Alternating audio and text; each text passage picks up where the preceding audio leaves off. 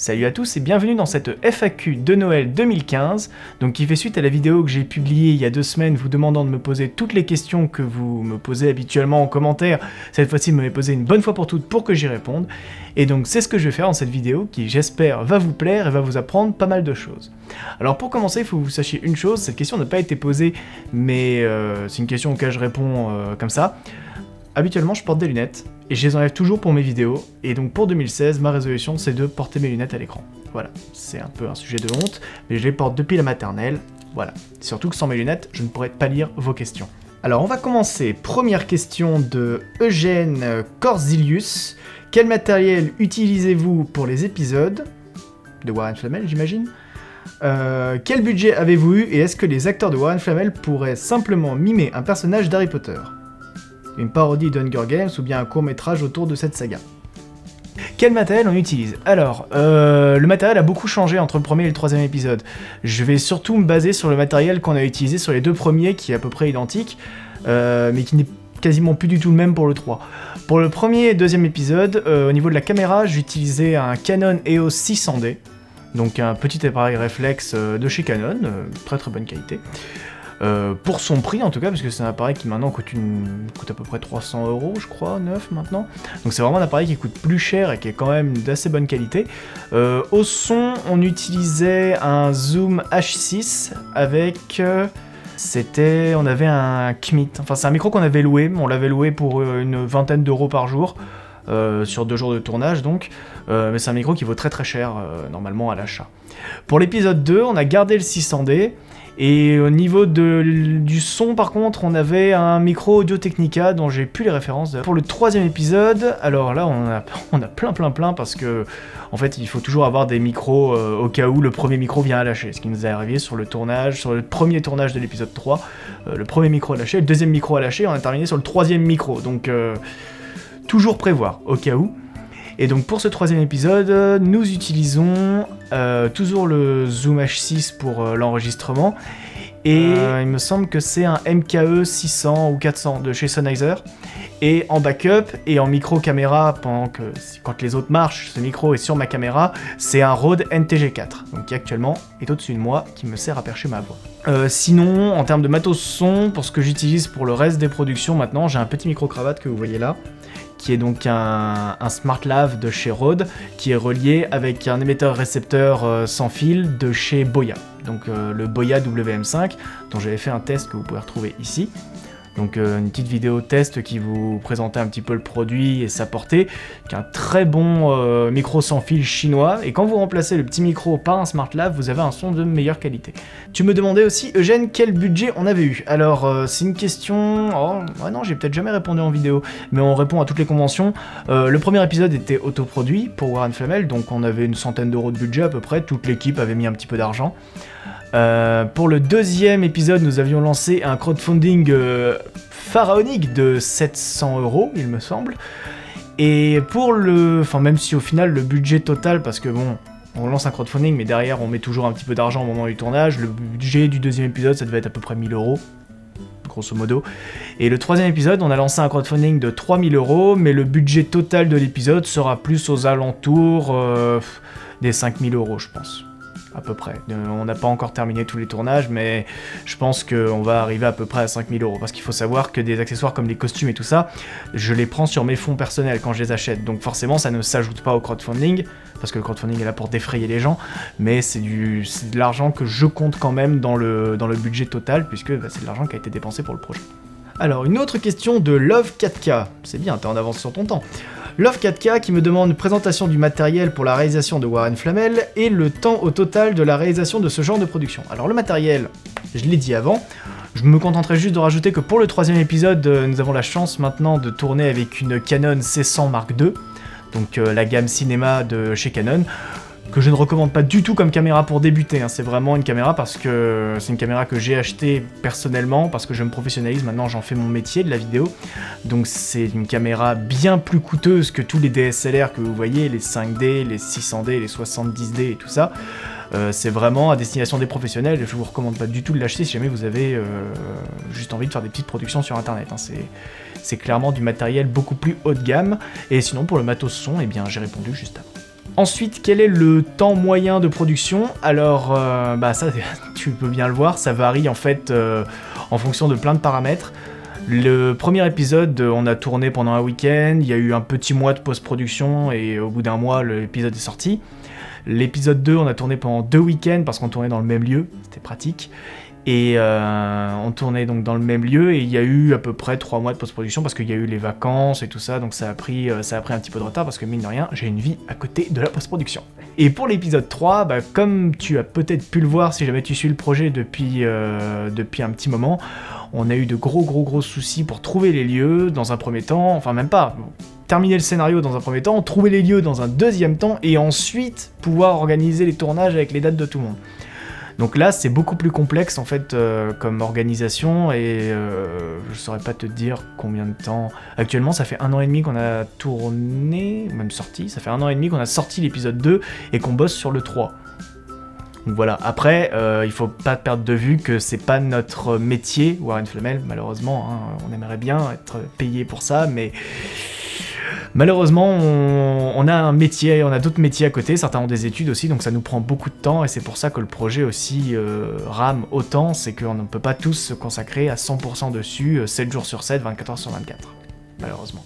Sam Flam demande si cette vidéo sera originale. Elle l'est. Alors, Starroll50 qui me demande quelle caméra avez-vous utilisé pour l'épisode 3 de Warren Flamel, ainsi que quel logiciel, post-production, effets spéciaux, amélioration audio, avez-vous utilisé toujours pour ce 3e épisode? Alors, pour la caméra, tu as déjà eu ta réponse.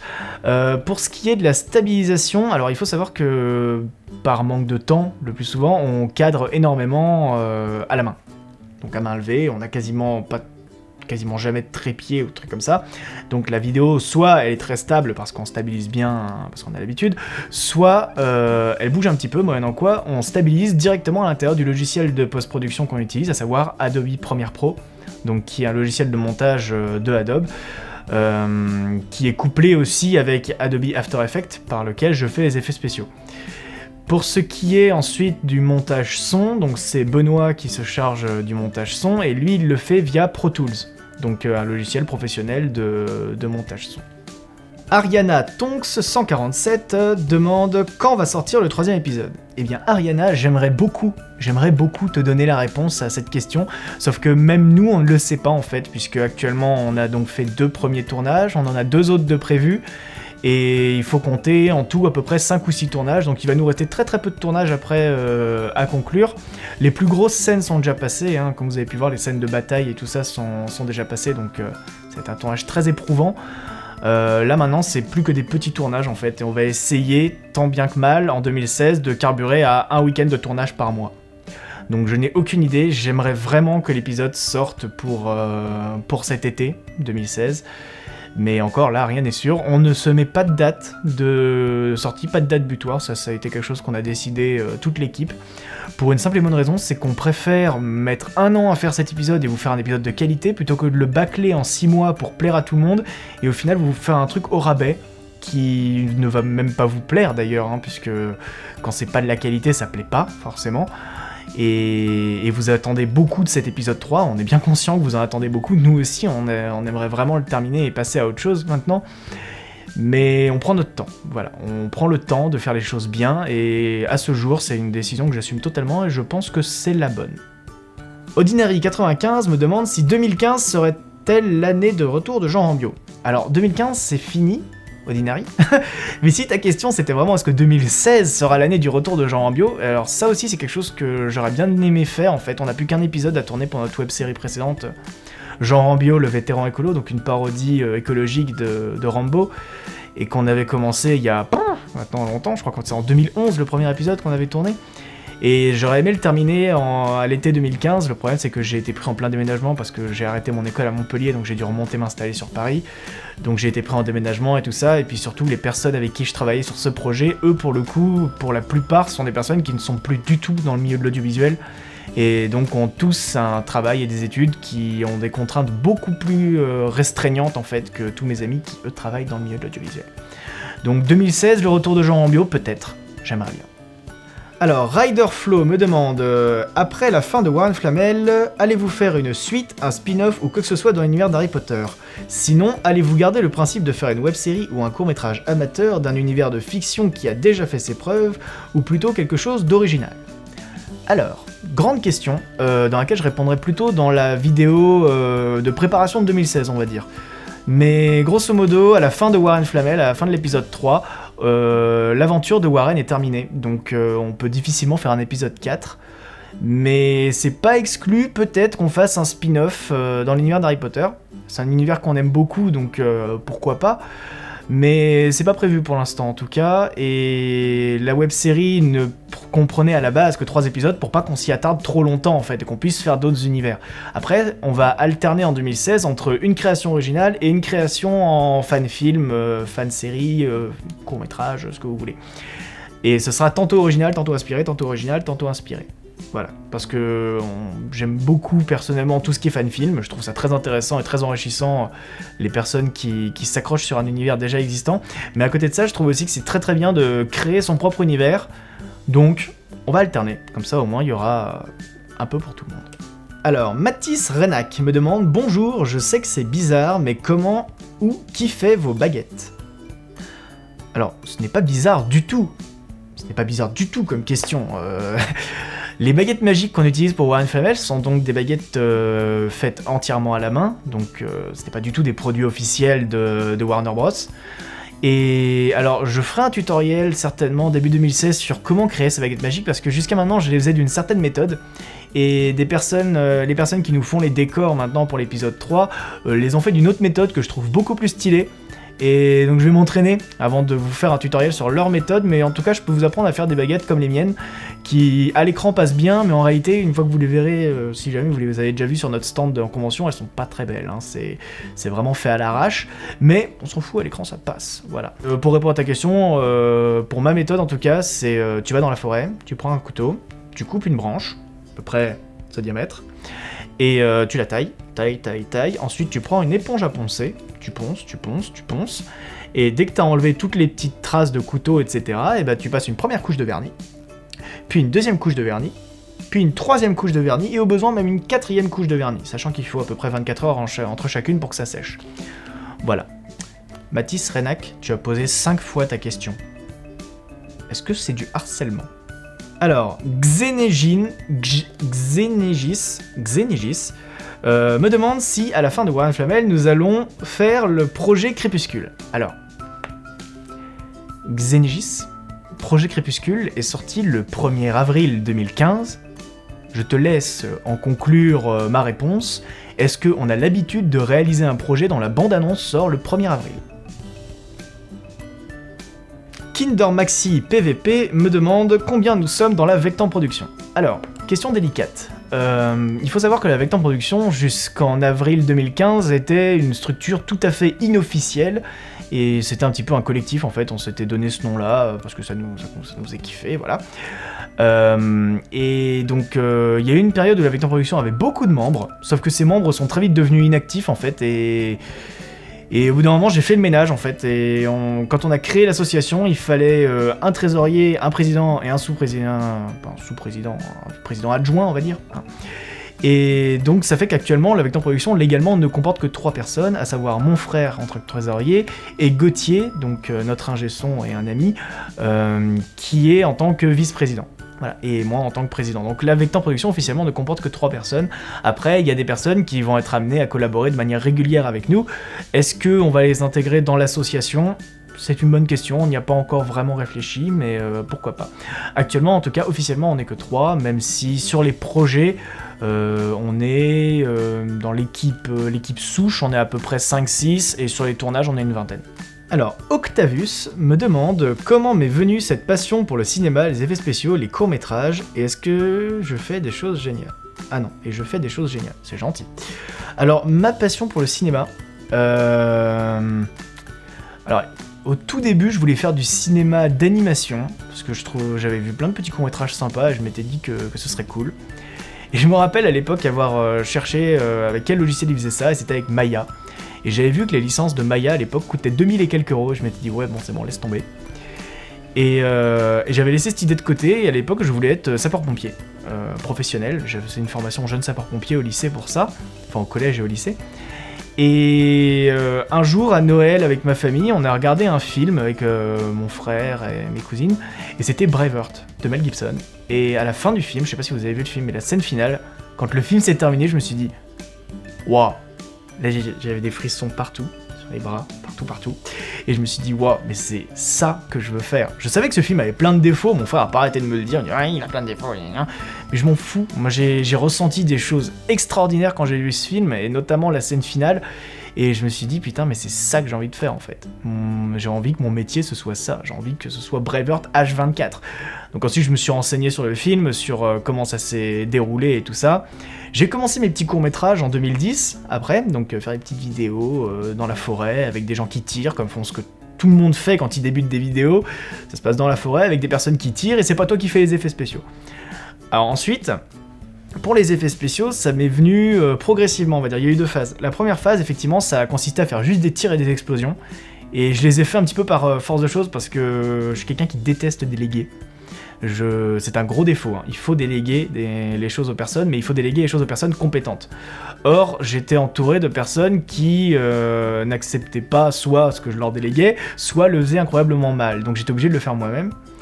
Et j'avais un pote qui faisait les effets spéciaux, qui les faisait bien, il faisait les tirs et tout ça, qui m'a montré After Effects, le grand amour de ma vie. Et le truc, c'est que ce pote en question, Benji, je te salue, ce pote en question était très très occupé, puisque lui, contrairement à moi, il avait comme ambition d'avoir son bac avec une mention très bien. Moi j'avais l'ambition de l'avoir, c'était déjà pas mal. Et au fur et à mesure, il avait de moins en moins de temps pour le faire, et ça fait que les plans prenaient de plus en plus de temps à se faire et tout. Donc j'ai suivi des tutoriels sur internet, j'ai chopé After Effects sur mon vieil ordinateur qui avait 512 mégaoctets de RAM. Je vous laisse imaginer combien de temps il me fallait pour faire un rendu de un plan avec un pauvre tir dessus. Mes premières sessions sur After Effects c'était une véritable catastrophe, j'étais super mal organisé et tout ça parce que j'étais totalement pas rigoureux, c'est le problème quand t'apprends tout sur internet. Et donc j'ai petit à petit appris à utiliser After Effects pour faire des tirs et des explosions, ce qui a donné Outbreak Point 2. Et un jour, j'ai rencontré un mec dans ma première école de cinéma, donc à l'écart, qui s'appelait Hugo. Et en discutant avec lui, je me suis rendu compte qu'en fait, on pouvait faire beaucoup plus que ça en fait sur After. Et on pouvait faire plein de choses totalement barrées pour faire des plans qui n'existent pas et tout. Et là, je me suis dit, mais il y a moyen de faire grave plus que ça. Donc j'ai commencé à me renseigner et tout, à voir tout ce qu'on pouvait faire avec la 3D et tout ça. Et au bout d'un moment, quand j'ai vraiment voulu me dire mais attends, mais c'est ça que j'ai envie de faire en fait, parce que j'adore tout ce qui est VFX breakdown, donc les making-of d'effets spéciaux et tout ça, me dire ah putain les mecs ils ont fait ça comme ça et je l'ai pas vu quand j'ai vu le film, alors que putain c'était tout truqué du début à la fin, ça j'adore. J'adore me faire avoir par les films en fait, de me dire oh putain ça c'était en effets spéciaux alors que je pensais que c'était pour de vrai. Waouh.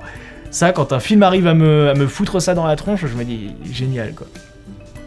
Et donc de fil en aiguille, j'ai voulu faire Artefix, donc une autre école de cinéma très orientée effets spéciaux, totalement orientée effets spéciaux d'ailleurs. Et c'est là que j'ai donc lancé Warren Flamel. Et Warren Flamel, ça a été un petit peu le gros challenge, puisque quand j'ai écrit des scènes comme la scène d'ouverture en ballet, j'étais pas du tout sûr de pouvoir la réaliser, enfin de pouvoir la faire en fait. J'avais dans ma tête, je me suis dit ouais bon ok, oui ça devrait passer, j'ai pas fait de test, grosse erreur. Mais j'ai pas fait de test et ça m'est venu comme ça, et ensuite de fil en aiguille, à chaque fois que j'écris un nouveau scénario, j'ai envie de rajouter de nouveaux trucs, de repousser un peu plus les limites. Là par exemple pour l'épisode 3, on a tout un plan large sur la bataille où tous les mecs en bas ils sont tous incrustés sur fond vert et enfin je veux dire rien que ça, ça me prend un temps pas possible, mais je suis super content parce que je me dis que les gens quand ils vont voir ce plan, sauf s'ils ont vu cette vidéo maintenant au final, mais quand ils vont voir ce plan, ils vont se dire que les mecs en bas ils sont là, c'est tout. Et non, en fait ils étaient tous sur fond vert, voilà. Et si jamais j'arrive à avoir les gens, je suis content. C'est un petit peu mon petit plaisir personnel, voilà. Que quand vous voyez le VFX breakdown derrière, vous vous dites oh merde putain ça c'était du fond vert, oh merde putain ça c'était pas pour de vrai. Comme pour L'Homme en Rouge par exemple, dans la scène d'intro de L'Homme en Rouge, donc mon court-métrage de fin de première année en école de cinéma, je sais pas si vous l'avez vu, mais dans L'Homme en Rouge, au début, dans la scène d'intro, en fait, il y avait un immense corps de ferme, et t'as une espèce de sensation de puissance quand tu dis que ce corps de ferme qui est dans ton plan, qui prend un quart de ton image, tu peux le remplacer par des montagnes verdoyantes, et que 99% des gens ne le verront pas, ils vont croire que tu as tourné dans un endroit isolé de tout, où il n'y avait pas ce grand corps de ferme. Et je sais pas, c'est quelque chose que j'apprécie beaucoup en fait, de jouer des tours aux gens comme ça. Je pense que si jamais je m'étais foiré dans le cinéma, j'aurais fini magicien peut-être. Je sais pas, pour la tête des gens quand tu leur montres. C'est rigolo. Alors, Valentin Roche. Valentin Roche me demande qui a tenu le porte au loin qui se déplaçait dans l'épisode 2. Valentin, c'est toi. Il faut savoir que dans la scène du porte au loin, donc où Warren Flamel lance un Axio et que le porte au loin se déplace jusqu'à lui, on avait prévu quand j'avais pensé la scène, je m'étais dit, il va jeter le porte au loin et on va passer la prise à l'envers. Comme ça, il va le récupérer en sa main. Le problème, c'est qu'il n'arrivait pas à jeter aussi loin et que le porte au loin tombe d'un coup en fait. Il rebondissait puis il se cassait la gueule sur la caméra. Et en fait, ce qu'on a fait, c'est qu'on a tourné la prise dans le bon sens. Et il y avait donc un gars de l'équipe, donc Valentin, qui tenait le porte au loin et qui l'a amené jusqu'à Nicolas. Et ensuite, donc j'ai fait sortir Nicolas et Valentin du plan, j'ai laissé le même plan fixe pour avoir donc ce qu'on appelle un clean plate, et ensuite j'ai effacé Valentin sur toutes les images. Et Valentin m'en veut depuis, on a passé 1 an en colocation, et il m'en veut depuis parce que j'ai réitéré pour l'épisode 3 en fait, le plan dans le teaser où vous voyez Warren Flamel qui regarde dans l'air vers une porte... vers une porte dans sa cellule, il a un petit reflet de lumière sur l'épaule, et ce petit reflet de lumière sur l'épaule, c'est Valentin qui tenait une torche comme ça dans le champ, et il éclairait Nicolas, et je l'ai effacé en post-production encore une fois. Je pense que ça aussi c'est un de mes petits péchés en fait, j'aime effacer Valentin en post-production. J'aime t'effacer Valentin. C'est tout, c'est comme ça. Faut pas renoncer à ces petits plaisirs parfois. CMTV Productions me demande quelle caméra nous utilisons pour Warren Flamel. J'y ai déjà répondu. C'est une obsession les gars. Natacha Broyer me demande « Coucou, les costumes de la web-série sont d'une beauté. » D'une beauté.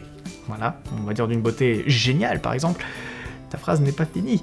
J'adore le style, et de quoi vous inspirez-vous pour les créer et en combien de temps?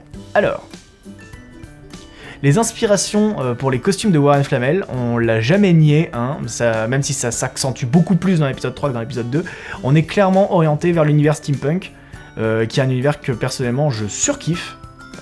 C'est un petit peu la base de tout ce que j'adore, le steampunk.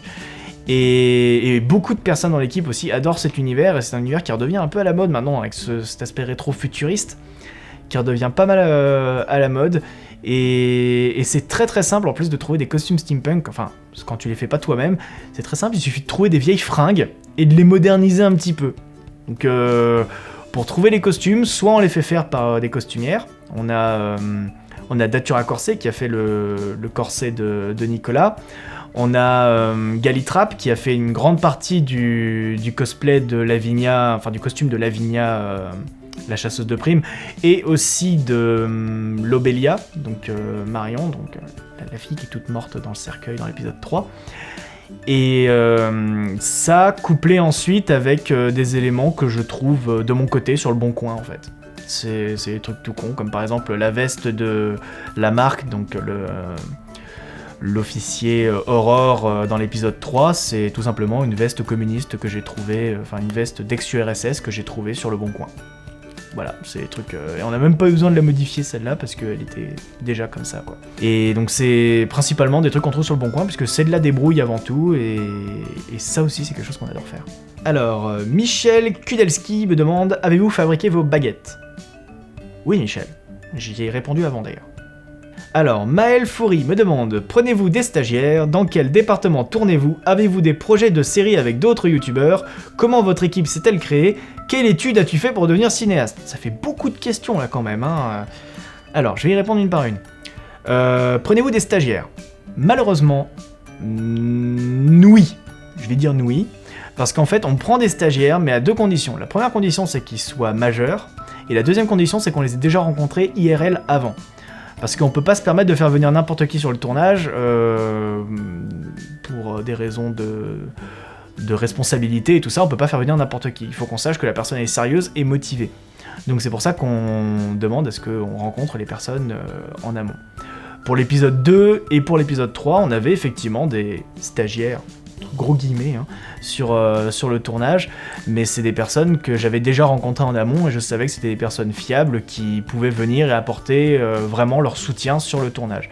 c'est-à-dire aider, que ce soit en faisant les scripts ou en clapant et tout ça. Enfin, il y a plein de petits jobs à la con qu'on peut effectivement déléguer aux stagiaires qui peuvent ensuite, entre les prises ou pendant les prises, regarder comment fonctionne une équipe, et c'est un petit peu le but aussi hein, d'un stage.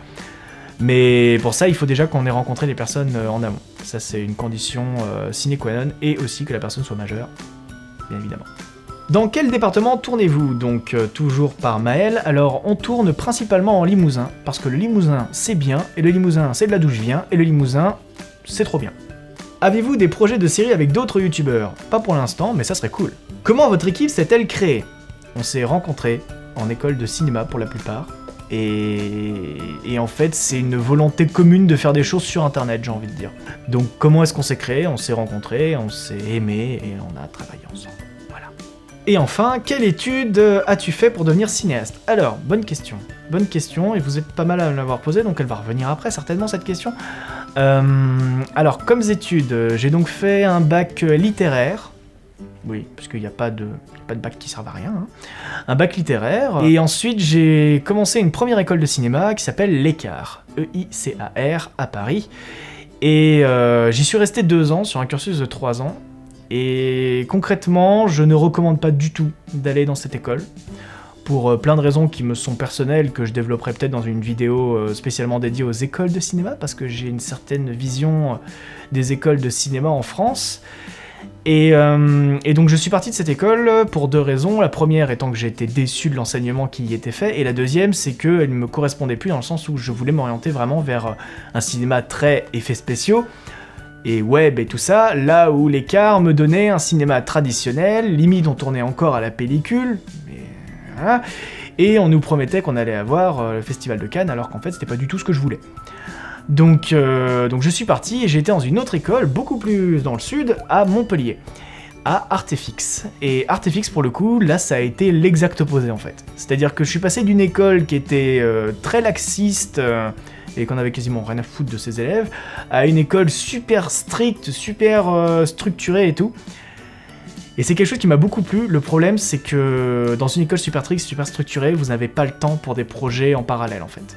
Et c'est vraiment dommage parce que, vous avez bien vu, ça a été pendant tout un an, parce que ça a été donc l'année dernière, et pendant toute l'année dernière, Warren Flamel n'a absolument pas avancé, parce que justement l'école donnait tellement de boulot que je pouvais pas me concentrer sur mes projets perso à côté. Ça fait que j'en venais donc à compromettre Warren Flamel, et en plus à refuser des fois des contrats professionnels, parce que j'étais auto-entrepreneur depuis 2 ans, et j'en venais à refuser des contrats professionnels parce que j'avais trop de devoirs. Donc à la fin de l'année, ça passait ric-rac, et quand il a fallu choisir entre l'école ou le boulot et donc Warren Flamel, j'ai choisi le boulot et Warren Flamel, et j'ai donc arrêté mes études à Artefix. Et pour le coup, je les ai vraiment arrêtées à contre-cœur parce que c'était une très très bonne école qui m'a vraiment appris beaucoup de choses. J'ai appris beaucoup plus en 1 an là-bas qu'en 2 ans à l'Écart à Paris. Donc c'est une très très bonne école. Après, il faut vraiment être motivé et avoir une très très grosse volonté artistique pour faire cette école. Moi, j'ai vraiment pris beaucoup de plaisir à faire une année d'enseignement là-bas. Bon, après, je vais pas m'attarder trop longtemps sur les écoles de cinéma, parce que je pense que je ferai une vidéo spéciale là-dessus, parce que vous êtes beaucoup à passer votre bac et à chercher donc où est-ce que vous allez aller. Je vais juste vous donner 2 conseils. La première, c'est pour dénicher, enfin pour savoir si votre école vous ment ou pas. Parce que vous allez tous vous visiter les écoles de cinéma pendant les portes ouvertes. Et les portes ouvertes, c'est génial parce que c'est là où l'école ressemble le plus à ce que vous voulez qu'elle soit. Et je me suis fait avoir avec l'Écart pour ma part. Et c'est-à-dire que vous allez aux portes ouvertes, vous voyez une super école, vous pensez que c'est trop génial et tout. Et quand vous y arrivez ensuite à la rentrée en octobre, déjà, rien que là ça sent mauvais, rentrez en octobre et vous vous rendez compte qu'en fait c'est pas du tout ça, quoi. Et en fait, ce qu'il faut, c'est quand vous y allez, vous demandez aux personnes, enfin vous demandez 2 questions à l'école, à savoir, montrez-moi les films de la promo actuelle, enfin, ou de la promo précédente. Et là, en général, la majorité des écoles va vous montrer des films d'il y a 5 ans, par exemple, ou des personnes, et ils n'auront pas beaucoup de films de leur promo précédente. Là où une école comme Artefix, qui est une école compétente, va vous montrer, ils ont 9 courts-métrages, je crois, donc réalisés par leurs élèves de fin de 5e année, et qui étaient des courts-métrages qui explosaient tout, quoi, concrètement. Et donc ça, c'est la première question. Et la deuxième question, vous leur demandez s'ils sont capables de vous donner les contacts de leurs anciens élèves, et s'ils sont embauchés ou pas. Et là aussi, vous allez voir si l'école est sérieuse ou pas, parce qu'une école qui ne suit pas ses élèves, alors que les élèves, pendant 3 ou 5 ans, ont craché 7000 balles par an, c'est juste pas correct, quoi. Donc pour moi, une bonne école, c'est une école qui, en plus de faire réussir ses élèves, leur permettre de créer des bons courts-métrages, leur donne aussi un suivi derrière. On ne demande pas forcément de nous pistonner, mais au moins de suivre ce qu'on est devenu. Et en l'occurrence, Artefix le fait, l'écart ne le faisait pas.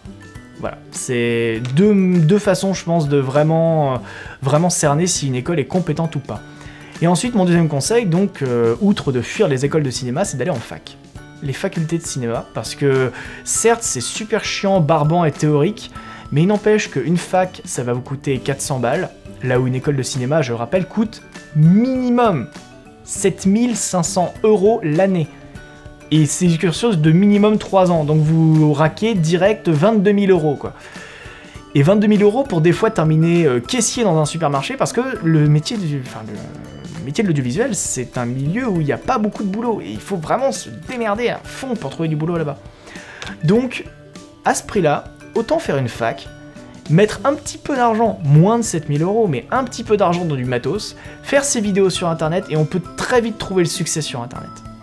Donc il faut vraiment privilégier les facultés, je pense. C'est vraiment quelque chose que j'aurais aimé qu'on me dise avant que je rentre dans une école aussi chère et aussi une perte de temps, quoi, clairement. Le seul avantage que j'ai retiré de mes 2 années dans l'école de cinéma, on peut dire 3, mais surtout les 2 premières, le seul avantage que j'en ai tiré, c'est que maintenant, les personnes que j'ai rencontrées là-bas, je travaille avec eux sur mes projets. C'est le seul avantage, en fait, c'est de se faire du réseau. Sauf que pour ça, il existe des rencontres entre cinéphiles, cinéastes, enfin personnes qui soit travaillent dans le milieu, soit aimeraient travailler dans le milieu. Il existe des rencontres pour ça, qui ne vous coûteront pas un bras, et qui vous permettront aussi de rencontrer des gens compétents. Mais autrement, ouais, je recommande vraiment pas d'aller en école de cinéma. Ça, c'est clairement ma position. Ça n'engage que moi, bien évidemment. Je veux pas, si vous voulez y aller, allez-y. Mais je peux vous dire en tout cas que pour y avoir été et connaître beaucoup de gens qui y ont été, les gens ils sortent au bout de la 3e année, ils ont le diplôme, ils sont même pas contents de l'avoir, quoi. Parce qu'ils savent que leur diplôme va rien leur amener. C'est un peu dommage quand même, quand on a craché 22 000 €. Bon, on va changer un petit peu de sujet parce que là l'atmosphère commence à devenir un peu pesante. La question de Noxal Inc. Qui me dit « Faisant du cinéma dans le cadre scolaire, je suis en train de réaliser un film. Désirerais-tu faire une analyse de film amateur en vidéo ? Y aurait-il une suite à ce fameux épisode 3 de Warren Flamel ?» Bon, la suite à l'épisode 3 de Warren Flamel, j'en ai déjà parlé, il n'y aura pas de suite, donc voilà. On a prévu développer le truc pour que ce soit uniquement 3 épisodes, donc après, c'est un reboot ou un spin-off. Mais ce sera pas une suite, ça c'est sûr. Ensuite, pour ce qui est des analyses de courts-métrages. Alors, vous êtes pas mal, pas beaucoup non plus, mais vous êtes pas mal à m'en envoyer justement des petits courts-métrages amateurs. Et j'aimerais beaucoup prendre le temps d'en parler avec vous, de vous donner des conseils et tout. Le problème, c'est que très souvent, je n'ai pas le temps, et j'ai encore moins le temps pour faire des longues critiques un peu barbantes. Et donc voilà, j'aimerais vraiment, et peut-être qu'à ce moment-là, j'organiserai, pourquoi pas, peut-être des rencontres ou des trucs comme ça pour en parler en fait en tête-à-tête, parce que je trouve que c'est beaucoup plus sympa d'en parler en tête-à-tête, ou peut-être des lives sur Skype ou sur YouTube, je sais pas encore trop, mais ce serait bien vraiment qu'on en parle en live, et pas par message interposé, je trouverais ça beaucoup plus instructif. Mais en tout cas, oui, c'est une bonne idée, je pense que je vais y réfléchir. Après, le problème, voilà, c'est le temps. Il faut avoir le temps de faire ça. J'ai pas envie de vous envoyer juste un hoc, c'est cool. J'aimerais vraiment vous aider à pointer du doigt ce qui va, pointer du doigt ce qui va pas.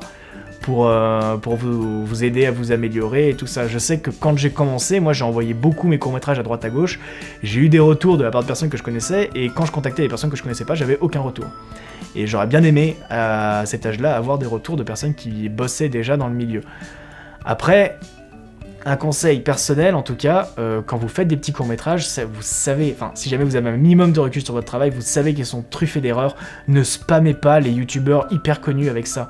Ça sert à rien, c'est le meilleur moyen de vous griller dans le milieu, puisque de toute façon, ce que vous ferez dans 6 mois, 1 an, 2 ans sera largement meilleur, et au bout d'un moment, de toute façon, si ce que vous faites est bien, c'est le youtubeur qui verra votre contenu, parce que c'est lui qui sera au bout d'un moment dire « Ah tiens, ce mec-là, il fait des vidéos, ah mais je vais le contacter ». Et il faut pas que ce soit l'inverse. Je pense que c'est malsain si c'est l'inverse. Après, je suis pas un youtubeur connu, moi, donc je m'en fous. Donc je peux tout à fait vous donner des conseils et effectivement analyser vos courts-métrages. Je vais y réfléchir, peut-être un live. Un live, ça peut être sympa. Fan François 1 me demande quels sont mes crack chips préférés sur l'univers de Harry Potter. Harry et Ginny. J'ai un faible pour les rousses. J'y peux rien. C'est comme ça. Une autre question de Tom Simon, donc qui reprend beaucoup de questions qu'on a déjà posées, auxquelles j'ai déjà répondu, mais qui me donne une dernière question. Au début, qu'est-ce qui t'a donné l'idée de faire des courts-métrages sur YouTube ? Comment dire ? Quand j'ai commencé les vidéos sur YouTube, c'était en 2010, donc il y a 5 ans, et vous imaginez pas à quel point YouTube était différent. Enfin, même pas les vidéos de YouTube, mes premières vidéos, c'était en 2008. Donc il y a encore plus longtemps que ça, putain, je suis vieux. C'était des petites vidéos d'airsoft que je faisais avec des amis et que je publiais sur une chaîne dont je ne citerai pas le nom. Des vidéos en 480p à 10 images par seconde, parce qu'à l'époque, ma connexion était vraiment pourrie. Et en fait, YouTube, pourquoi des courts-métrages sur YouTube plutôt qu'ailleurs ? Parce que c'était le meilleur moyen en fait de soumettre son travail directement et d'avoir un retour. On pouvait avoir un retour comme ça direct de la part des personnes à qui on le montrait. Alors au début, bien évidemment, les personnes à qui je le montrais, c'était une quinzaine de personnes. Puis petit à petit, c'est venu comme ça, il y a de plus en plus de personnes qui sont venues regarder mes vidéos. Et c'est arrivé comme ça. Après, bon, ça continue encore, hein. Là je vois de jour en jour. Tous les jours, on a des nouvelles personnes qui like la page Warren Flamel, ça fait vachement plaisir. Et ça fait d'autant plus plaisir que ça fait 5 ans qu'on fait des courts-métrages pour le fun, pour le plaisir. Et de voir que ça plaît aux gens et que les gens ont envie de nous encourager à continuer, c'est franchement génial, quoi. Alors, toujours fan François 1, décidément, qui me demande, d'après vous, quel univers de fiction fera un bon crossover avec Harry Potter ?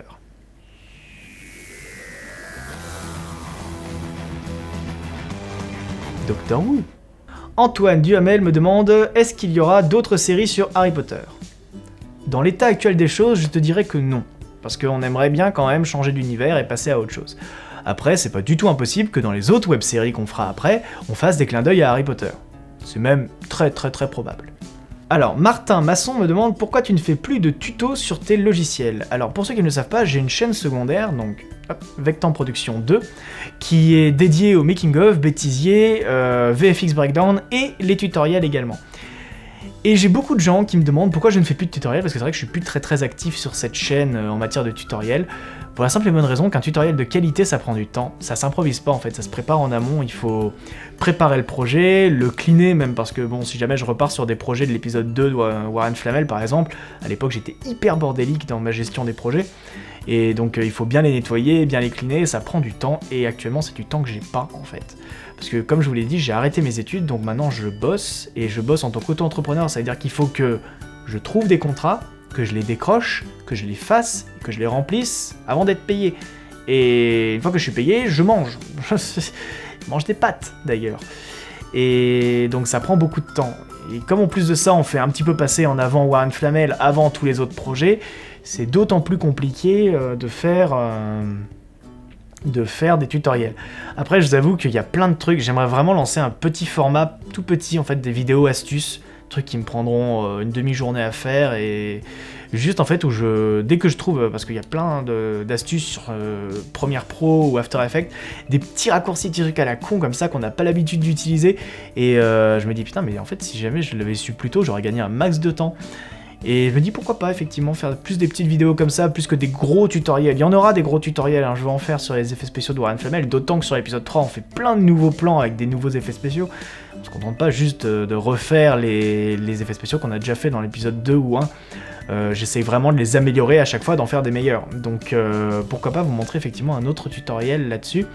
Et puis aussi terminer le tutoriel que j'avais commencé sur les effets sonores, enfin sur les sortilèges. Parce que je vous ai fait comment en jeter, mais je vous ai pas fait comment les faire impacter en fait. Même si c'est exactement la même chose en inversé, mais bon, chut. Alors, une question de Magic Pictures qui me demande « As-tu fait une école de cinéma ?» Répondu précédemment. « Quelles études as-tu fait précisément ?» Répondu précédemment. « Que me conseilles-tu comme matériel, micro et caméra et logiciel ?» Il y a 2 fois « et ». Merci, BCP.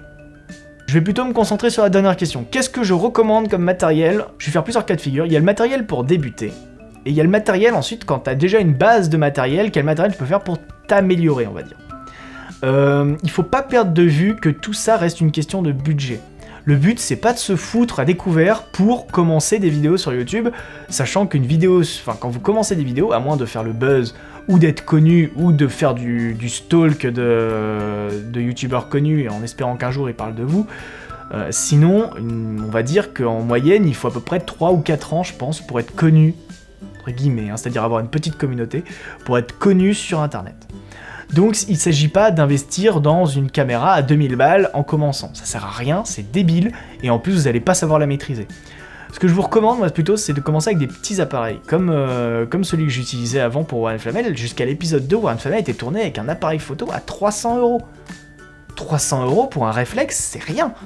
D'autant plus que le plus important quand vous faites avec un réflexe, c'est l'objectif que vous allez mettre sur l'appareil, c'est pas nécessairement l'appareil en lui-même. L'appareil d'ailleurs, l'objectif que j'ai dessus coûte le prix de l'appareil maintenant. Le Tamron 1750 coûte 350 € je crois, c'est même plus cher maintenant que ce que coûte le 600D. Donc il faut pas perdre ça de vue, il faut vraiment commencer avec le matériel qui est à votre portée. Quand j'ai commencé mes toutes premières vidéos, je les ai avec une petite caméra Sony qui était même pas haute définition. Et avant ça même, je faisais avec la vieille caméra à cassette que mes parents avaient reçue à leur mariage, c'est vous dire. Mes toutes premières vidéos que j'ai faites quand j'avais 10 ans d'ailleurs, qui ne termineront jamais sur internet. Et ensuite, donc de fil en aiguille, à chaque fois, je revendais la caméra que j'avais pour m'en acheter une nouvelle. Et donc, je suis monté comme ça, d'une petite caméra pas HD, je suis passé à une petite caméra HD, que j'ai encore d'ailleurs. De la petite caméra HD, je suis passé à une caméra un petit peu plus grosse, qui fonctionnait à cassette, mais cassette haute définition. Et de la petite caméra à cassette haute définition, je suis passé au 600D, et du 600D, je suis passé à la C100 Mark II que j'ai maintenant. Et faut s'imaginer quand même que la première caméra que j'ai achetée, elle coûtait 150 € je crois à l'époque, maintenant elle doit même plus en valoir 50. Et la dernière que j'ai achetée coûte 5500 €. Mais bien évidemment, il ne s'agit pas de commencer avec une caméra à 5000 €, ça n'aurait aucun intérêt. Donc ce que je recommanderais moi pour commencer, c'est plus quelque chose aux alentours d'un 600D. Un 600, peut-être le 650 même, parce que le 650 a l'autofocus, ce qui est pas mal utile en vidéo. Le 650D, de mémoire, il coûte aux alentours de 400 €. Hein. Donc c'est un investissement. Après, vous pouvez acheter des petits caméscopes avant, évidemment, parce que là, c'est les réflexes. Les réflexes, c'est un rendu particulier, mais surtout, les réflexes, c'est totalement manuel en vidéo. Donc il faut que vous vous entraîniez en photo, parce que la vidéo, c'est ni plus ni moins que de la photo à 25 photos par seconde. Il vous faut des bases d'optique et tout ça, et ça vous pouvez tout apprendre sur internet. Maintenant il y a plein de chaînes qui font ça. Vous avez Arnaud Thierry avec le studio de poche, vous avez Blaise Fiedler, F1.4, il y a plein de chaînes qui vous apprennent la photo, et en fait c'est exactement pareil en vidéo, c'est ça qui est trop bien. Et ça c'est quand vous avez un réflexe, mais déjà vous n'êtes pas obligé de commencer avec un réflexe, vous pouvez commencer avec une petite caméra, et c'est pas forcément le prix de votre caméra qui fera la qualité de votre court-métrage. Ça c'est clair et net, hein. Il y a plein de gens qui le disent sur internet, et je le redis aussi également, c'est pas du tout le prix de votre matos qui fera la qualité. J'ai déjà vu des gens tourner avec des caméras à 10 000 € et faire des courts-métrages pourris. Et j'ai vu des gens tourner des vidéos avec un petit réflexe à 400 € et en faire des trucs qui fonctionnent. Vous avez également Warren Flamel, comme je vous l'ai dit, qui est tourné avec un petit réflexe à 300 €. Donc il n'y a pas de raison. Il n'y a pas de raison. Après, ce que je recommanderais pour commencer en termes de matériel, c'est dès le début en fait, il faut mettre le paquet sur le son. Une image potable, on va dire, c'est très facile à avoir de nos jours. Hein. On peut très facilement avoir une image potable, mais par contre, avoir un son potable, c'est beaucoup plus compliqué. Donc, pour avoir un bon son, il faut investir un minimum. Vous avez le mieux, c'est des micros de la gamme de Rode Microphone.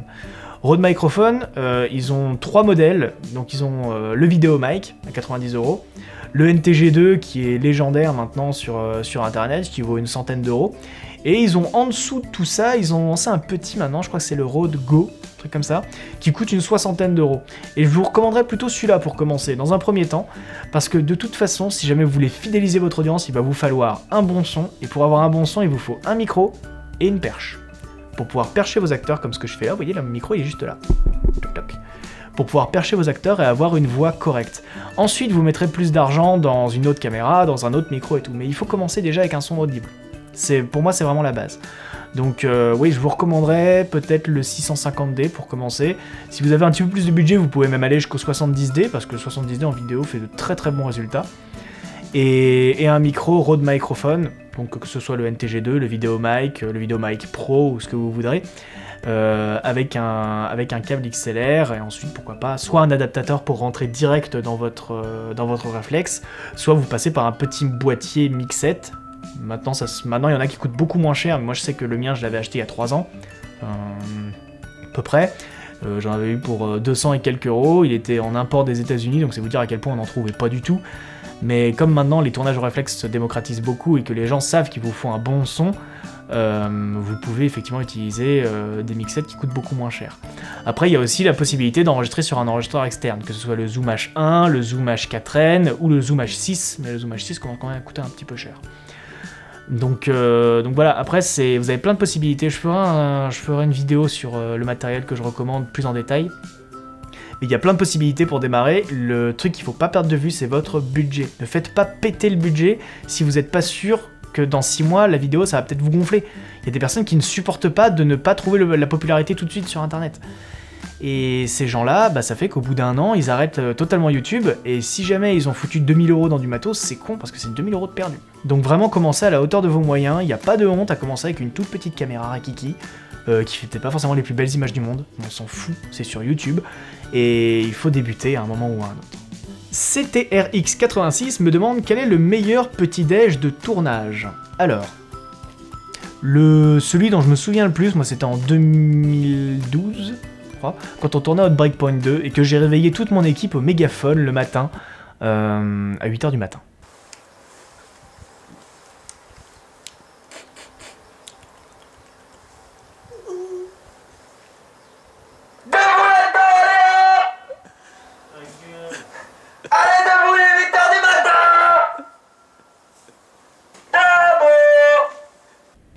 Un vrai plaisir. C'était avant ça. Mais oui, non, sinon, dernièrement, effectivement, ce que souligne ma collègue Zoé dans les commentaires, c'est qu'au dernier tournage, on a eu notre équipe de régie qui nous a fait du pain perdu au petit déjeuner. C'était vachement bon. Après, pour moi, pain au chocolat, Red Bull, ça va aussi. C'est bien, efficace, ça coûte pas cher. Au menu ce matin, Red Bull, pain au chocolat et soda. Alors, Rémi L m'a écrit un roman. Alors, il me dit, parmi tous les nouveaux acteurs annoncés ou non de l'épisode 3, certains se sont-ils spontanément tournés vers l'équipe en se proposant pour jouer un rôle, ou c'est à l'inverse l'équipe qui a fait du démarchage d'acteurs? Bref, comment s'est passé le recrutement? C'est la première question, il y en a d'autres. Je dirais que la plupart, c'est moi qui ai été les voir quand même, parce que je les connaissais et que je savais que ce qu'ils faisaient c'était du bon boulot et j'avais envie de les voir dans l'épisode 3. Ensuite, le fait que l'épisode, que la web-série ait commencé à acquérir une petite notoriété a aidé en fait à ce que eux acceptent de venir participer. Après, j'ai reçu énormément de demandes spontanées pour Warren Flamel, hein. Ça c'est sûr, je crois que je dois avoir une vingtaine, trentaine de demandes spontanées. Le truc c'est que je suis un petit peu comme ça, moi je ne travaille qu'avec des gens que je connais. Après, j'aime bien rencontrer les gens en dehors du cadre du boulot avant pour savoir ce qu'ils valent humainement, et je vous le recommande vraiment parce qu'on tombe très souvent sur des très mauvaises surprises quand on rencontre les gens que dans le cadre du boulot.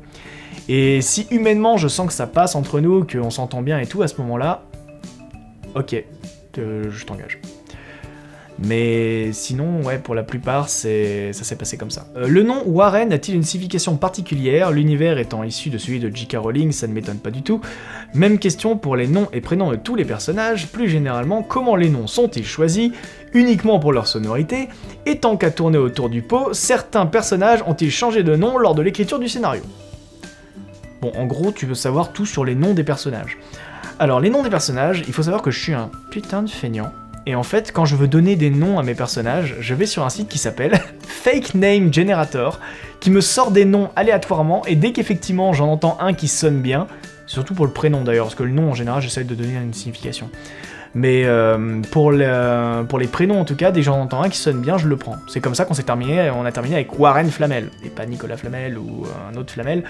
Après, bien évidemment, ça trouve ses limites. Certains ont effectivement remarqué que Warren c'était anglais, alors que Warren Flamel se passe en France.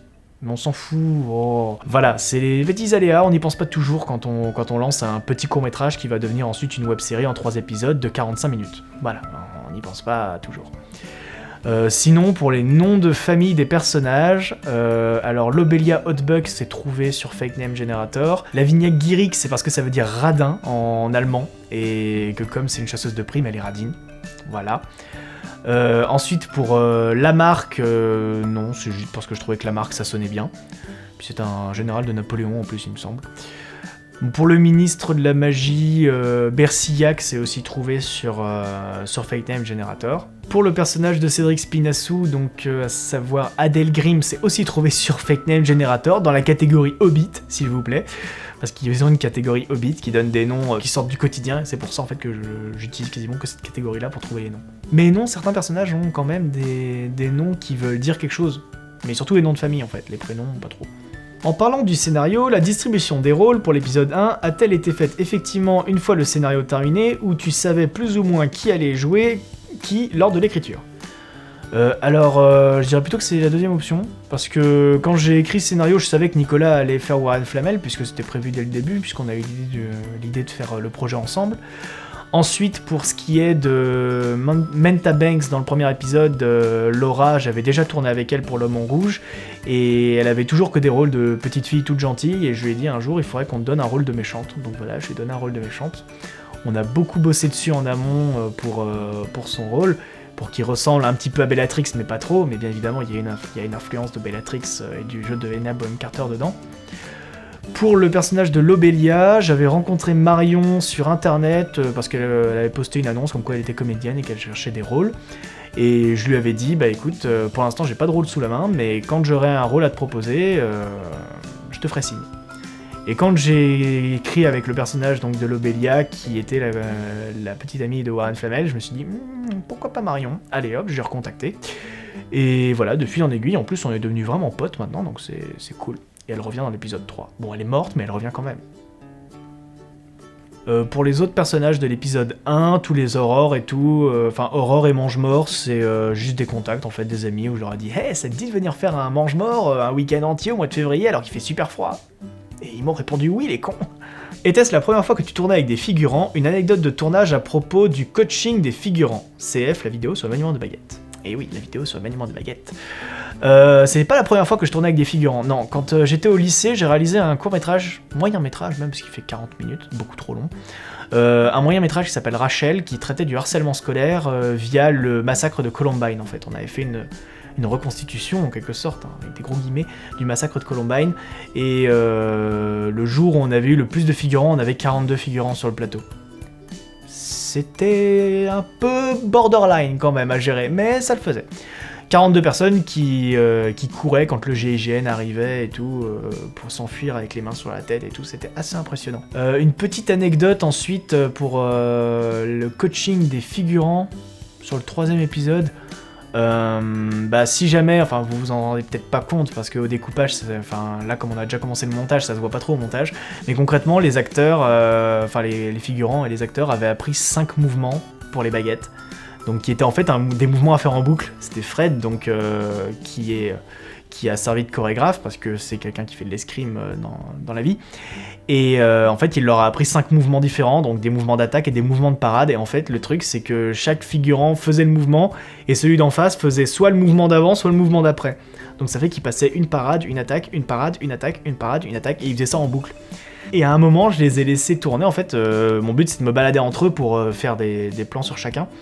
Et ils ont fait les mouvements comme ça, et à la fin, donc il y avait une fille en particulier dans les figurants qui s'appelle Wendy, salut Wendy, qui à la fin de la prise était comme ça, elle disait j'en peux plus. Et le lendemain, ou peut-être le surlendemain du tournage, à peu près tous les figurants qui ont publié sur Facebook qu'ils avaient des tendinites, mal au bras et tout ça. Voilà. Mais c'est pour le bien de la web-série, voyons. Alors, Charlotte A. qui me demande, dans l'équipe technique de l'épisode 3, qui est la personne que tu préfères? Mais Charlotte, c'est toi. Alors il faut savoir que Charlotte c'est mon assistante, et donc on sue sang et eau pour réussir à faire cet épisode, et on brave toutes les conditions possibles et inimaginables pour réussir à faire cet épisode, et je suis d'ailleurs surpris qu'elle ne se soit toujours pas barrée en courant en voyant à quel point tous les éléments naturels et surnaturels se déchaînent contre nous pour ne pas qu'on fasse cet épisode. Merci Charlotte d'être restée. Alors, une question de Koussak qui parle encore de caméra. Donc, quelle caméra j'ai? Donc, une Canon EOS C100 Mark II maintenant, plus un 600D, qui est quand même toujours là en activité. Comme micro, j'ai un Rode NTG4 qui est là. Un Rode NTG2 qui est dans mes affaires là-bas, que j'utilise plus trop maintenant que j'ai le NTG4. J'ai un SmartLav ici, donc toujours de Rode, donc un micro-cravate, qui est relié à travers un émetteur-récepteur sans fil de Boya. Et j'ai aussi un Rode VideoMic, donc était mon tout premier micro, qui était très longtemps maintenant. C'était mon tout premier micro que j'avais eu il y a maintenant 3 ans. Et qui se porte encore bien. Bon, maintenant ils ont changé le système parce que les accroches, les suspensions ont totalement pété. Mais c'est encore un micro que j'utilise pas mal en micro de caméra. Voilà, c'est un bon micro, très bon micro pour débuter. En revanche, il y a une question que tu ne poses pas dans ton message, c'est autre de poser la question quelle caméra, c'est quels objectifs. Il faut savoir que quand on tourne avec des caméras comme les réflexes ou trucs comme ça, donc des caméras à objectifs interchangeables, c'est les objectifs qui comptent le plus. Ta caméra, c'est une chose, mais ta caméra, elle va juste savoir si tu peux enregistrer en 1080p ou en 4K, ou si tu peux monter à 800 ISO, ou 10 000 ISO, ou 100 000 ISO, comme sur la C100. Le plus important, ce qui va faire la qualité de ton image, la qualité du flou que tu aimes certainement avoir derrière pour donner un côté cinématique, ça c'est ton objectif qui va le faire. Et donc je vais quand même répondre à la question, même si tu ne l'as pas posée, parce que tu vas forcément te la poser un jour, c'est quels objectifs il faut avoir. Et donc pour ma part, j'avais commencé avec un 18-200 mm de chez Tamron, donc qui ouvrait de 3.5 à 5.6, donc au niveau du diaphragme, ce qui était pas bien du tout, hein, mais bon pour débuter c'était pas mal. Et ensuite, donc au tournage de l'épisode 1 de Warren Flamel, j'ai un ami, Valentin, qui m'a prêté un 1750 de chez Tamron, qui ouvrait à 2.8, donc qui ouvrait beaucoup plus, qui permettait d'avoir beaucoup plus de flou. Et j'ai vu son objectif, je l'ai utilisé, tout, je me suis dit mais c'est trop génial cet objectif, donc j'ai revendu mon 18-200, j'ai acheté le 1750, toujours le même problème, hein, quand on n'a pas d'argent on revend et on rachète. Et donc ensuite, après le 1750, j'ai rencontré un autre gars sur un autre tournage qui lui tournait avec des objectifs argentiques. Des vieux objectifs, de vieux appareils photo. Et il me disait ouais mais c'est trop génial, c'est peut-être tout manuel, mais au moins tu as des objectifs de très bonne qualité pour pas cher. Je fais ah bon, trop bien. Et donc j'ai commencé à geeker comme un fou sur eBay, Le Bon Coin et tout ça pour trouver les objectifs. J'ai trouvé celui que j'utilise actuellement pour la vidéo, donc qui est un petit 50 mm f1.7 que j'ai eu à 25 €, alors que l'objectif est juste super génial et que normalement il coûte 90 € d'occasion, et j'ai réussi à le trouver à 25 € en parfait état. J'ai aussi un 85 mm f1.4, donc de chez Samyang, qui est pareil aussi pour faire des prises avec un beau flou derrière et tout, puis ça permet aussi de faire de très belles photos. J'ai un 135 mm f2.8 de chez Revenon, donc pareil, un objectif totalement manuel, donc avec mise au point manuel et diaphragme manuel aussi.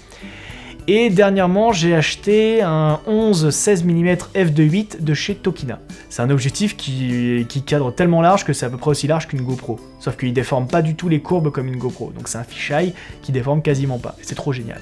Et j'aime beaucoup cet objectif. Donc je te recommande vraiment outre effectivement choisir une bonne caméra, il faut choisir surtout de très bons objectifs par-dessus. Et il faut pas avoir peur de payer un objectif qui est plus cher que ta caméra. Ça, clairement, hein. C'est un petit peu le commun en fait quand ensuite tu montes en gamme dans les productions. Si après on loue les caméras et on loue les objectifs, c'est tout simplement parce qu'ils coûtent beaucoup trop cher pour les acheter. Et vous avez les optiques cinéma coûtent des fois plus cher que la caméra de cinéma sur laquelle elles sont montées. Alors Yannick Gluster qui me demande Will you be doing any videos in English? Yannick, I'm waiting for you. Elsa me demande quels sont les futurs projets et y aura-t-il de nouveau possibilité d'être figurant. Alors les futurs projets, on n'en a pas encore trop de précis en fait, ce sera dans la vidéo 2016 ça, les nouvelles orientations de la Vectan Production en tant qu'association. Et est-ce qu'il y aura possibilité d'être figurant? Bien évidemment, il y aura toujours possibilité d'être figurant, on aura toujours besoin de figurants à un moment ou à un autre, que ce soit sur le prochain projet ou ceux d'après, il y aura toujours besoin. Mintest me demande « Je veux devenir réalisateur, que me conseilles-tu de faire après mon bac ?» Je te recommande de repenser à ne pas être réalisateur. Non, plus sérieusement, j'y ai répondu au début de la vidéo, je recommande de faire une faculté. C'est mon avis, hein, tu me demandes ce que je te recommande de faire une faculté et de te garder un petit peu d'argent pour t'acheter une petite caméra et faire tes petits courts-métrages avec tes potes le week-end et les mettre sur YouTube gratuitement pour que les gens puissent en profiter et petit à petit tu t'amélioreras. Puisque de toute façon tu vas apprendre des remarques que font les gens, puisque au début quand on commence sur internet on se prend toujours des gros clashs dans les dents. Dernièrement j'en prends beaucoup moins, mais je vous avoue qu'au tout début, même pour Warren Flamel, on a des gens qui nous ont reproché de faire un fan film. de faire un univers préexistant. Sauf que c'est le principe d'un fan film en fait, c'est pas grave. Et donc ouais, moi je te recommande de faire une faculté pour avoir toutes les bases théoriques sur le cinéma et tout ça, et ensuite à côté de t'entraîner avec les bases pour faire tout ce qui est pratique, et de regarder énormément de tutoriels sur YouTube. Franchement, YouTube c'est une mine d'informations. Je pense que même maintenant, bientôt, il y a des réalisateurs qui se formeront uniquement avec YouTube. Je pense que c'est faisable, vu la mine de tutoriels qu'on a, pour peu qu'en plus tu parles un petit peu anglais, tu peux faire tous les tutoriels en anglais. Il y en a, mais des millions, c'est juste fou, quoi. Et on a une chance incroyable d'avoir tous ces mecs qui prennent de leur temps pour nous faire des tutoriels de putain de qualité. 69 MRAR, 69 MAR, me demande « Dans quelle école êtes-vous allé pour faire ce métier ?» L'Écart, et je le regrette, et Artefix, et je suis triste de ne pas y être encore. Gorge Alain me demande quelle est la date prévue de sortie pour l'épisode 3 de Warren Flamel. Comme j'y ai répondu plus tôt, on n'a pas de date de prévue et on ne vous annoncera la date que quand on aura quasiment terminé l'épisode. C'est la meilleure façon pour nous de ne pas nous mettre la pression et de pas bâcler le travail et de pas vous donner de faux espoirs. Je préfère ne pas vous donner de date plutôt qu'en donner une et reporter à chaque fois. Voilà. Antoine Daniel représente. Alex Productions me demande comment est-ce qu'on peut faire des créatures en images de synthèse sur Adobe After Effects. On ne peut pas. On ne peut pas, Alex. C'est pas possible. After Effects ne gère la 3D que de manière très primaire. Tu peux pas animer une créature en image de synthèse sur After Effects, c'est juste impossible. En revanche, tu peux le faire sur d'autres logiciels comme Maya, comme 3D Studio Max, comme tout ça, et ensuite l'importer dans After Effects. Mais ça reste quand même très compliqué. Comment fait-on pour recréer une ambiance sur Adobe After Effects seulement à l'aide d'un drap blanc, vert fluo ou autre couleur comme au tout début de l'épisode 1 ? Eh bah il suffit de tendre un drap en fait. Pour l'épisode 1 de Warren Flamel, le drap qu'on avait mis pour la scène de course-poursuite en balai était accroché entre mon lit mezzanine qui est là et une étagère qui est à côté. Voilà, donc il suffit juste de le tendre et de bien l'éclairer par contre. Ça c'est très important. Pourrez-vous faire plus de tutoriels ? Oui. Je le pourrais le jour où j'aurai plus de temps. Mais le jour où j'aurai plus de temps et que je le pourrai, je le ferai. Ça, tu pourrais être sûr. Donc voilà, c'est terminé pour cette FAQ de Noël 2015. Je n'ai pas répondu à toutes les questions parce qu'il y avait beaucoup de questions en fait qui se regroupaient entre elles, qui posaient les mêmes questions, tout simplement. Donc j'espère que tout le monde aura eu les réponses qu'il attendait. Vous pouvez toujours en reposer d'autres dans les commentaires, j'y répondrai par écrit cette fois-ci.